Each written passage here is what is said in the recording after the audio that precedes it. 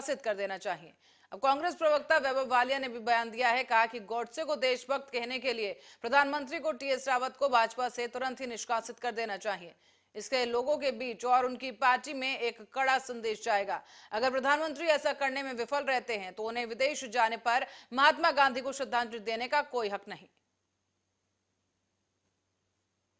बहुत खुश हो रहे होंगे कि उन्होंने जो हमारे देश के एथलीट्स हैं, जो हमारे देश के लिए मेडल लेके आए, जिन्होंने हमारे देश का अंतर्राष्ट्रीय स्तर पे नाम रोशन किया, उनको दबाने के लिए वो ओपनली आके कह रहे हैं कि हमारा शोषण हुआ है, और उनको दबाने के लिए मोदी जी ने अपनी पूरी ताकत लगा दी। और मीडिया को भी, कई मीडिया के साथियों को भी उन्होंने साथ में मिला के अपना एजेंडा चलाया कि ये जो मेडल लाए ये तो भारत देश के लिए लाए ही नहीं और एक बिरादरी के लिए लेके आए थे। उनको सड़कों पे घसीटा गया, उल्टा उन्हीं पे ही मुकदमे कर दिए गए, कोचेस पे मुकदमे कर दिए गए, और इतना उनको मजबूर कर दिया कि हरिद्वार में जाके उन्होंने गंगा में अपने मेडल सलाने जरूरी समझे। इस हद तक उनको आपने मजबूर कर दिया। मुझे लगता है कि मोदी जी बहुत खुश हो रहे होंगे ये करके कि उन्होंने खिलाड़ियों के साथ में ये व्यवहार किया है, और देश की जो बेटियां देखती होंगी, वो सपना देखती होंगी कि मैं भी ओलंपिक में कभी भारत देश के लिए मेडल लेके आऊंगी। जो देश की बेटियां खिलाड़ी होंगी वो इससे बहुत प्रोत्साहित होंगी और उनका बड़ा हौसला अफजाई हुआ होगा कि हाँ भाई, मेरे को भी बाहर निकल के काम करना चाहिए। मोदी जी विदेश में जाते हैं तो मोदी जी गांधी जी की उन्हें याद आ जाती है, गांधी जी के बारे में बात करने लगते हैं, गांधी जी की फोटो पे फूल चढ़ाने लगते हैं। बार बार जब उन्हें विचारधारा की जरूरत पड़ती है तब वो गांधी जी को याद करते हैं। लेकिन फिर उन्हीं की पार्टी के पूर्व मुख्यमंत्री, जो 4 साल एक प्रदेश का मुखिया रहा हो, वो ओपनली ये बात कह रहा है। ये क्या मजाक है? हम ये चाहते हैं कि वंस एंड फॉर ऑल हमेशा के लिए भारत देश में नाथूराम गोडसे का महिमा मंडन बंद होना चाहिए। हम ये चाहते हैं कि इस बात पे जो भी राजनीतिक, भारतीय राजनीति से ये हमेशा के लिए गायब होना चाहिए। किसी की हिम्मत नहीं होनी चाहिए कि वो ये कह सके दोबारा कि नाथूराम गोडसे देशभक्त था। इसके लिए हम मांग करते हैं कि आपको अपने उस पूर्व मुख्यमंत्री को अपनी पार्टी से बाहर का रास्ता दिखाना पड़ेगा। एक भारतीय राजनीति से ये हमेशा के लिए गायब होना चाहिए। किसी की हिम्मत नहीं होनी चाहिए कि वो ये कह सके दोबारा कि नाथूराम गोडसे देशभक्त था। इसके लिए हम मांग करते हैं कि आपको अपने उस पूर्व मुख्यमंत्री को अपनी पार्टी से बाहर का रास्ता दिखाना पड़ेगा। इसके अलावा कोई और चारा नहीं बचा है, और जब तक आप ये नहीं करते हो तब तक संदेश नहीं जाएगा। और यदि आप ये नहीं करते हो तो मोदी जी से भी हम कहना चाहते हैं, आपको फिर कोई अधिकार नहीं बचता है कि दोबारा आप कभी भी महात्मा गांधी जी की तस्वीर पे फूल चढ़ाइए या महात्मा गांधी जी की किसी मूर्ति पे माल्यार्पण कीजिए। आपको कोई अधिकार नहीं है। केंद्रीय मंत्री गिरिराज सिंह के नाथूराम गोडसे को भारत का सपूत बताने वाले बयान पर राजनीति गर्मा गई है। गिरिराज के इस बयान पर पूर्व केंद्रीय मंत्री और राज्यसभा सांसद कपिल सिब्बल ने निशाना साधा है। कपिल सिब्बल ने कहा कि गिरिराज का बयान सरकार के मंशा को दिखाता है।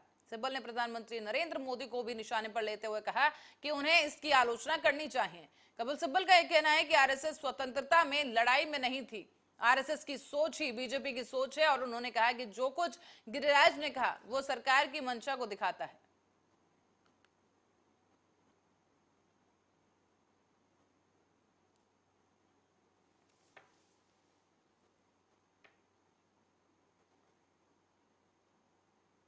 गांधी के हत्यारा हैं तो गोडसे भारत के सपूत भी हैं। वहीं भारत में ही पैदा लिया है। औरंगजेब और बाबर की तरह आक्रांता नहीं है, और जिसको बाबर का औलाद कहलाने में खुशी महसूस होता है वो कम से कम भारत माता का सही सपूत नहीं हो सकता। अगर गांधी के हत्यारा हैं तो गोडसे भारत मंशा है बीजेपी की। बीजेपी तो उस समय स्वतंत्रता की लड़ाई में तो शामिल नहीं हुई थी, तो बीजेपी तो थी नहीं वहाँ, ठीक है ना, आरएसएस ही केवल थी। लेकिन बीजेपी की मंशा तो वही आरएसएस की मंशा है ना। तो जो आरएसएस गांधी जी के साथ नहीं चले, जो आरएसएस अंग्रेज़ों के साथ उन्होंने समझौता किया, हाँ, और अंग्रेज़ को ये जाकर कहा कि हम आपकी मदद करेंगे, वो आरएसएस कैसे मान सकता है गांधी जी को? तो ये जो मानसिकता है, जो सोच है, ये वही सोच है जो गांधी जी के आचरणों के खिलाफ है, और इसी सोच के साथ ही ये अपनी राजनीति कर रहे हैं। एक तरफ मोदी जी गांधी जी कहेंगे कि गांधी जी के आचरणों पे हम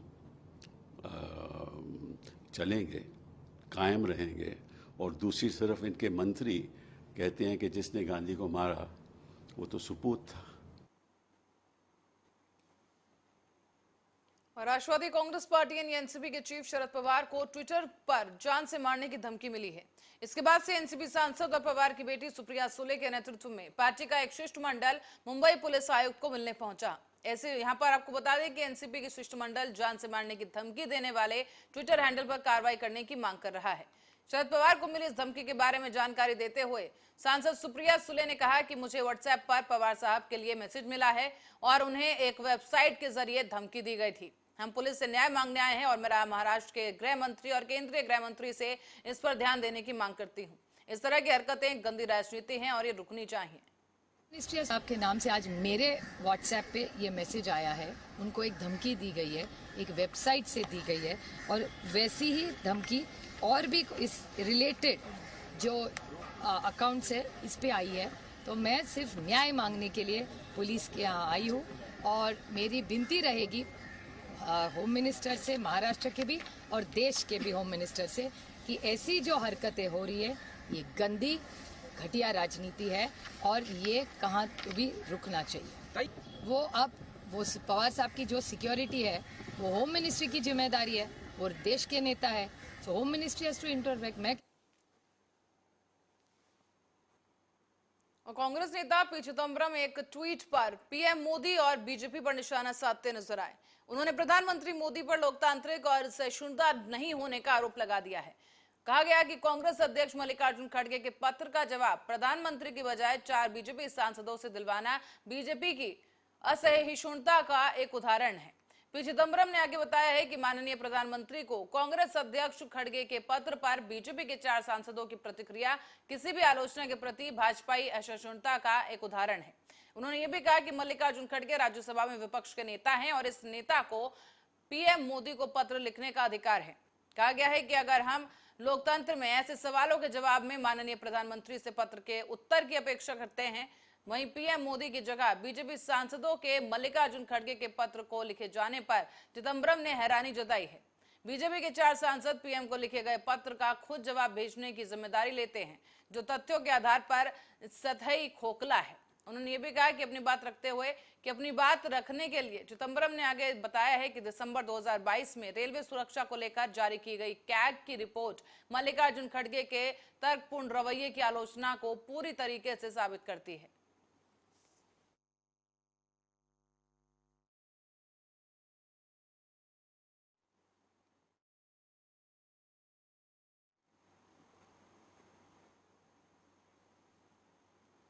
रुक करेंगे धर्मनगरी अयोध्या की, जहां पर पौराणिक सूर्य कुंड पर भव्य लेजर शो का आयोजन किया गया है। इसे देखने के लिए वहां पर भक्तों का तांता लग गया और ये लेजर शो की झलक हम आपके लिए भी लेकर आए हैं, जहां आप देख सकते हैं कि कितना भव्य तरीके से इसका प्रसारण किया गया है। और साथ ही यहाँ पर आपको बता दें कि भगवान के व्यक्तित्व और कृतित्व को लेकर ये शो आयोजित किया गया। यहाँ पर दूर दराज से लोग ये मनमोहक नजारे को आनंद लेने के लिए अयोध्या नगरी पहुंचे हैं। सूर्य कुंड में भक्तों का तांता लग गया और यहाँ आपको बता दें इस मौके पर फोटो और लाइट शो भी आयोजित किए गए हैं। दरअसल रंग बिरंगी लाइट्स और लेजर शो से सजी अयोध्या नगरी में दिवाली से पहले अयोध्या में दीपोत्सव पर रंगीन लेजर शो का आगाज किया गया था।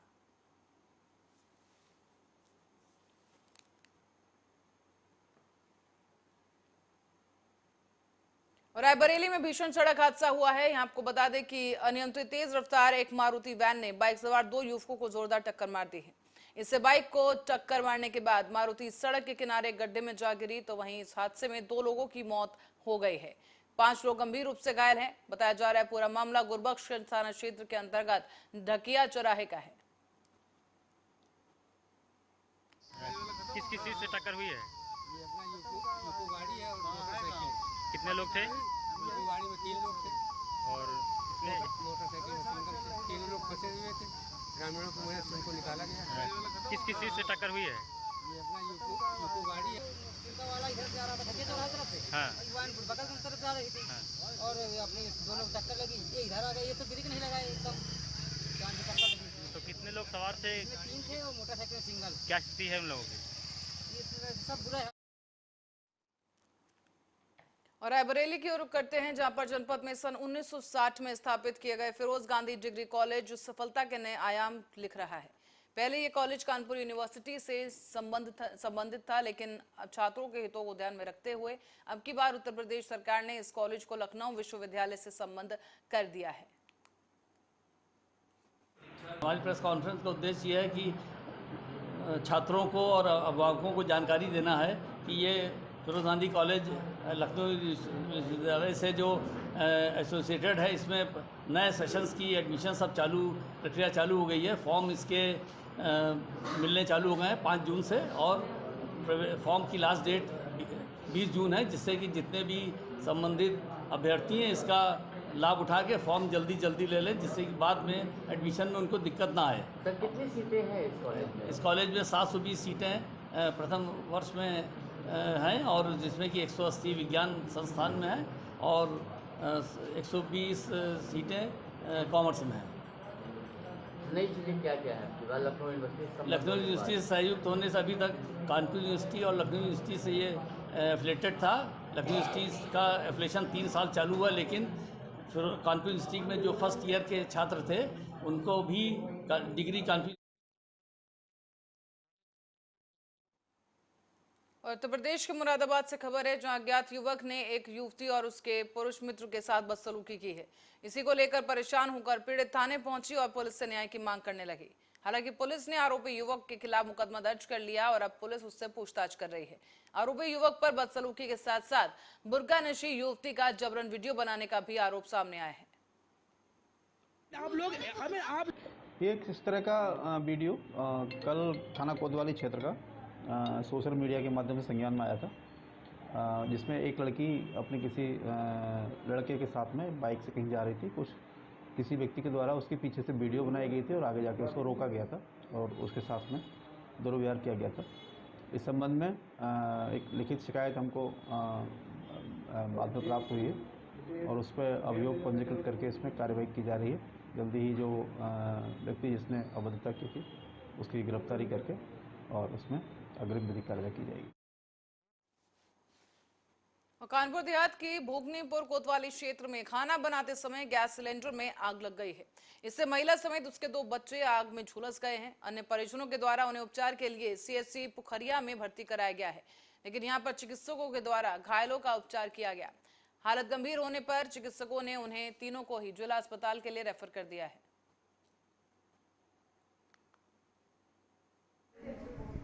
नाम है आपका? मेरा नाम नगीना है। कहाँ की रहने वाली हैं? कानपुर से।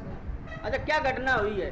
कुछ नहीं, खाना बना रही थी, रोटियां, बच्चे खाना खा रहे थे, अचानक से गैस में मतलब भक्का छोड़ दी, उसी से बच्चे झुलस गए, ये भी जल गई। नाम है आपका? मेरा नाम नगीना है। कहाँ की रहने वाली हैं? कानपुर से। अच्छा, क्या घटना हुई है? कुछ नहीं, खाना बना रही थी, रोटियां, बच्चे खाना खा रहे थे, अचानक से गैस में मतलब भक्का छोड़ दी, उसी से बच्चे झुलस गए, ये भी जल गई।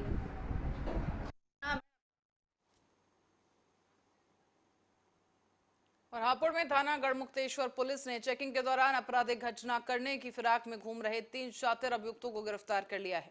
उनके कब्जे से एक अवैध तमंचा, जिंदा कारतूस और 2 अवैध चाकू, सरिया के टुकड़े और कई ऐसे हथियार बरामद किए हैं।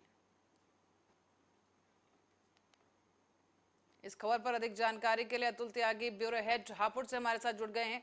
अतुल, क्या कुछ अपडेट है इस पूरे मामले में? देखिए, मैं बताना चाहूंगा, गढ़मुक्तेश्वर पुलिस चेकिंग के दौरान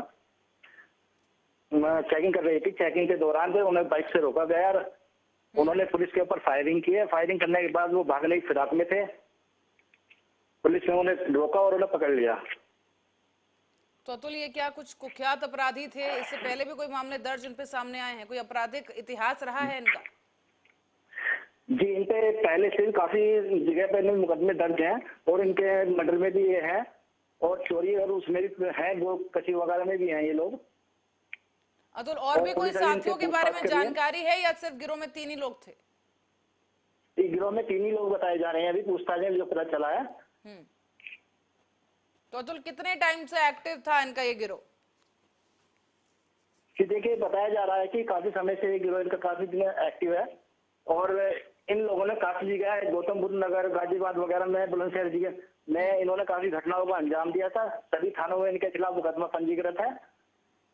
जी अतुल, धन्यवाद इस जानकारी के लिए। दर्शकों को बता दें कि 3 जो अभियुक्त हैं उन्हें गिरफ्तार कर लिया गया है। पूछताछ फिलहाल जारी है और बताया जा रहा है कि काफी समय से ये गैंग एक्टिव है और कई जगहों पर, कई जिलों में ये चोरी और लूट की वारदातों को अंजाम देते थे।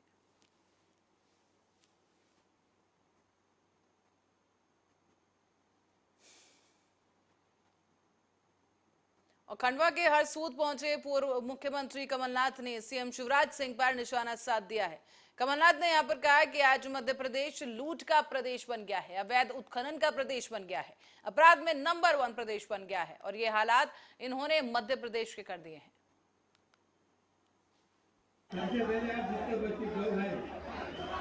करने के लिए पहुंच चुके हैं भगवान बिरसा मुंडा जी के पुण्यतिथि। हरसूद जो एक विकास, एक व्यापार का केंद्र था, आज इसका क्या हाल है और किस प्रकार से आज ये हमारे आदिवासी पलायन की राजधानी बन गई, भ्रष्टाचार की राजधानी बन गई, ये खलवा कुपोषण की राजधानी बन गई, अन्याय की राजधानी बन गई, अवैध रेत खनन की राजधानी बन गई, हमारा अपराध प्रदेश बना हुआ है, बेरोजगारी में नंबर 1, अपराध में नंबर 1, कानून और व्यवस्था में नंबर 1, ये अपने प्रदेश की हाल है। और शिवराज सिंह जी, जिनकी झूठ की मशीन चलती है, अब तो डबल स्पीड से चल रही है, क्योंकि आखिरी 5 महीने बचे हैं। सरसों और सीहोर में अब रोड स्वीपिंग मशीन से शहर की सड़कें साफ होंगी। इसके लिए नगर पालिका परिषद की ओर से बुधवार की रात को ही कोतवाली चौराहे से मेन रोड पर एक मशीन का प्रयोग किया गया है। बता दें कि ये पहला मौका है जब सीहोर शहर की सड़कें मशीन से साफ हुई। जानकारी के अनुसार सीहोर नगर की सड़क का नजारा आम दिनों से अलग था, क्योंकि कोतवाली चौराहे से लेकर मेन रोड पर मशीन के द्वारा सड़क की साफ सफाई की गई। सर्वेक्षण 2023 चालू हो गया है, जिसके निमित्त सीहोर नगर पालिका परिषद ने एक टेंडर कॉल करा था रोड स्वीपिंग मशीन का, क्योंकि हमारा शहर दिन पर दिन बढ़ता जा रहा है। रोडों की हालत भी हमारे शहर में बहुत अच्छी है, काफ़ी लंबी लंबी रोडें हैं, तो उनकी सफाई के लिए हमने ये रोड स्वीपिंग मशीन का अभी हमने 2 महीने के लिए इसको एक टेंडर कॉल करके किराए पर लिया है। हम इसका एग्जामिन करेंगे, ऑब्जर्व करेंगे, अगर इसकी आवश्यकता रहेगी तो सीहोर नगर पालिका परिषद इसको क्रय भी करेगी, ताकि परमानेंट सफाई की व्यवस्था हमारे शहर। पन्ना कोतवाली थाना अंतर्गत श्री जुगल किशोर जी मंदिर के शेड निर्माण कार्य में एक दर्दनाक हादसा सामने आया है, जहां पर काम करने के दौरान एक मजदूर गिरकर गंभीर रूप से घायल हो गया। आनंद फानन में प्राथमिक उपचार के लिए उसे जिला अस्पताल में भर्ती करवाया गया, जहां उसकी हालत नाजुक बताई जा रही है।